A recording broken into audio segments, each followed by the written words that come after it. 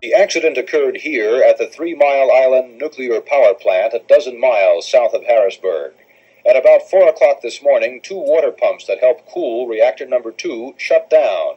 Officials say some 50 to 60,000 gallons of radioactive water escaped into the reactor building, and that the radioactivity penetrated the plant's walls.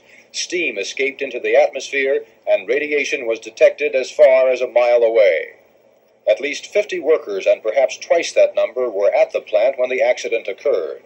A spokesman admitted that some were exposed to radioactivity and may have been contaminated, but he claimed no one was injured. All workers were given extensive checks with Geiger counters as they left the plant. Reporters were not permitted inside the facility today, but this is what reactor number 2's control room looked like last September when it was still undergoing testing. It went into commercial service only 3 months ago. Officials from Metropolitan Edison Company, which operates the plant, attempted to minimize the seriousness of the accident, saying the public was never in danger. So let's get in touch with the 3 Mile Island nuclear power plant to see if we can't get an interview with somebody to get the real story. Yeah, that'd be a great idea. Hello? Is this Robert Peason? This is Madison Penix.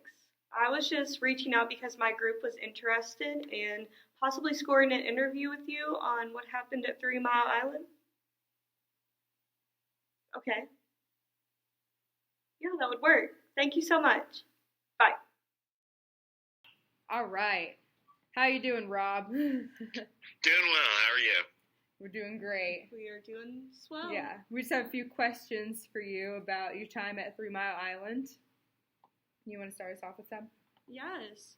So we wanted to know who was exposed. And from our research that we did have, we learned that both animals and humans were exposed a little bit. And in fact, that 35,946 people living within a 5-mile radius might have been exposed, including the wildlife and domestic animals. But we know they were low doses. So could you elaborate a little more on that if you have any more info on that? Yeah, of course. So I would say that is an accurate assessment of the, exposure consequence of the 3 Mile Island accident. It is considered to be the most significant nuclear event in United States history. Of course, not world history, but due to the radioactive fluid that was released during the event, there was a not insignificant exposure to surrounding personnel and wildlife.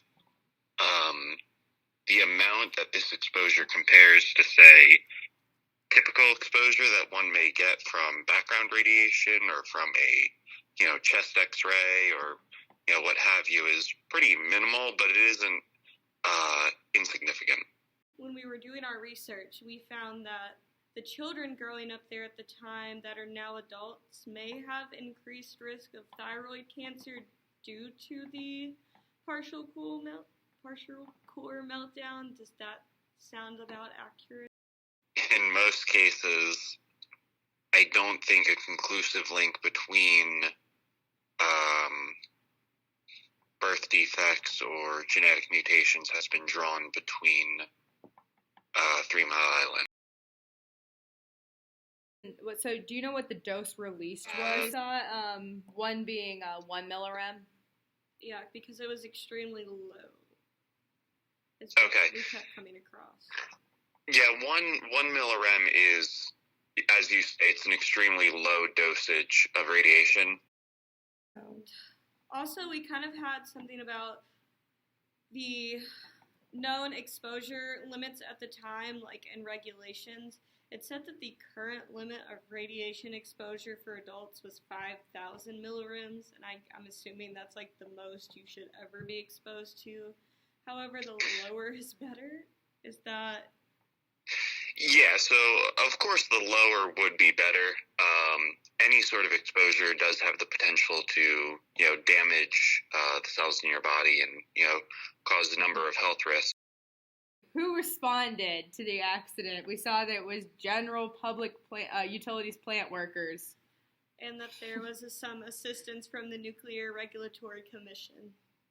Yeah, the NRC definitely. They're supposed to help prevent incidents like this happen, but also help us recover from, you know, accidents that may happen. So, yeah, the NRC, as well as just the staff and personnel of 3 Mile Island, would have been the chief responders to the event.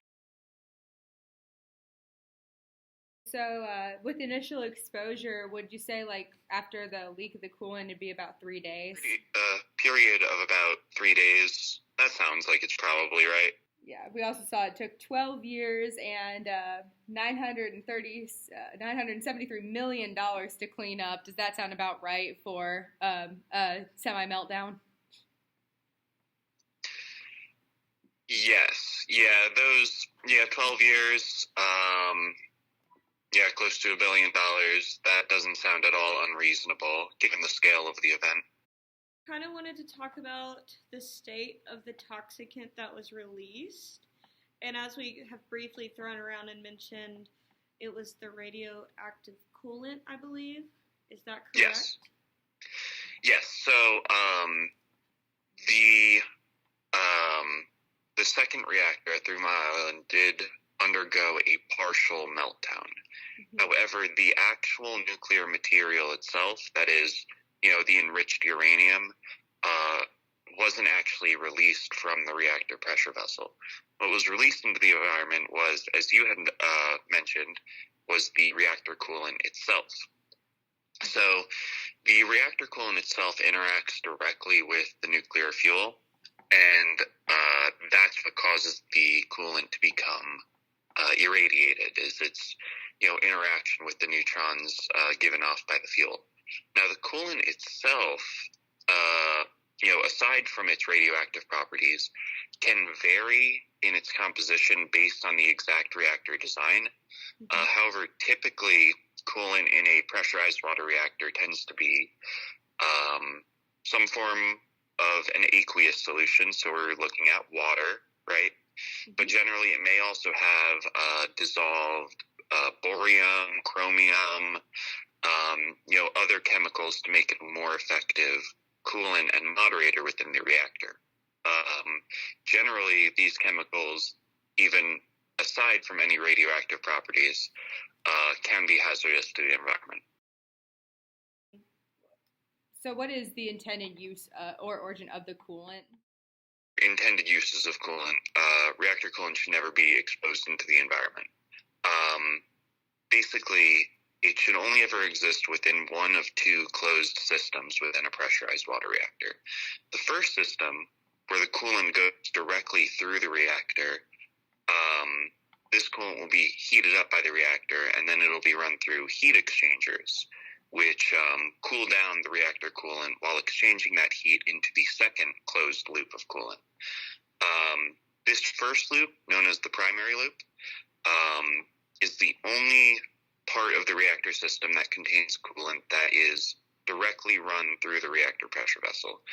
The other loop, known as the secondary loop, uses the heated water to generate steam, which generates electricity, which is, of course, the overall goal of a power plant. How did the event impact society? So, personally, based on my understanding of the event, the exact environmental and medical impact of the event was negligible. My understanding is that the people impacted by the event, were not impacted very strongly on a health level. However, the effect that the event had on the nuclear industry as a whole is pretty enormous. Basically, 3 Mile Island kind of brought the anti-nuclear sentiment to a head and kind of brought into question the safety concerns of nuclear energy as a power source as a whole. So would increasing regulations lead to increased economic costs for corporations?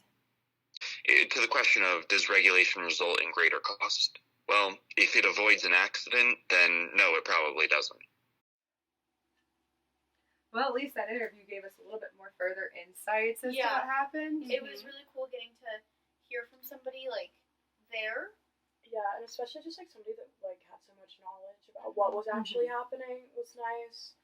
And it was like like hearing somebody talk about it like was way more information than like I could get on the internet. I Yeah. felt like Yeah, it felt very personal. It did, yeah. So And it was nice about like hearing how, because he worked there and he knew like how the machines worked, like hearing what he had to say about them and what happened. Yeah, like you said, like not like googling it, like getting to Yeah. hear from someone that was actually there, because you never know if anything was like fabricated online Yeah. or like that kind of stuff. So that was really, I think that's gonna really add a lot to our documentary and like. it's like a cool just like first-hand account. Mm-hmm. absolutely. Yeah, I definitely think just adding him in there will make a really big difference. Yeah.